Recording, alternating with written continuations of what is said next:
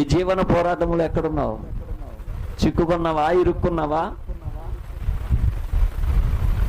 ఈ జీవన పోరాటంలో ఒక మంచి ప్రార్థనా పరుడు ఇరుక్కుపోతే ఆశీర్వాదము కోల్పోతాడు.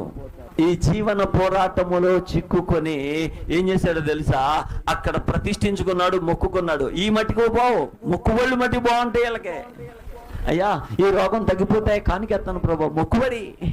అయ్యా ఈ సమస్య తీరిపోతే ఇదిగో దేవునికి ఈ వస్తువు కొని ఎత్తానయ్యా, ఇదొక మొక్కుబడి. ఆమేన్.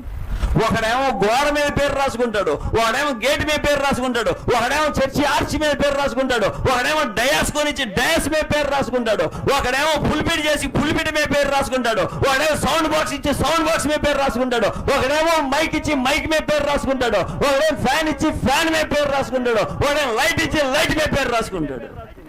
ఈ జీవన పోరాటములో నువ్వు ఎక్కడున్నావు? ఈ జీవన పోరాటంలో నువ్వు ఎక్కడ చిక్కబడి ఉన్నావు? ఎక్కడ ఈ జీవన పోరాటంలో నీవు వాక్య పరిధిని దాటి వెళ్ళిపోతున్నావు? దేని కొరకు నీ మొక్కుబడి, దేని కొరకు నీ సమర్పణ, దేని కొరకు నీ విశ్వాసము, దేని కొరకు నీ ప్రార్థన, దేని కొరకు నీ యొక్క ఆత్మీయత, దేని కొరకు నీ పరిశుద్ధత? పేరు కొరక, దేవుని కొరక, లేక దేవుని సన్నిధిలో నీవు మరుగైపోయి దేవుని చిత్తమును నెరవేర్చడానిక? ఏ పరిధిలో నీ విశ్వాసము ఉంది? పరిశుద్ధాత్మ దేవుని వాక్యము నీతో సూటిగా ఈ మధ్యాహ్నం మాట్లాడుతున్న మాట ఏంటో తెలుసా? ప్రార్థన అనే ఒక దీపాన్ని నువ్వు వెలిగించుకోగలిగితే అది నీ జీవితంలో ఒక నూతనమైన కార్యాన్ని చేయగలిగింది.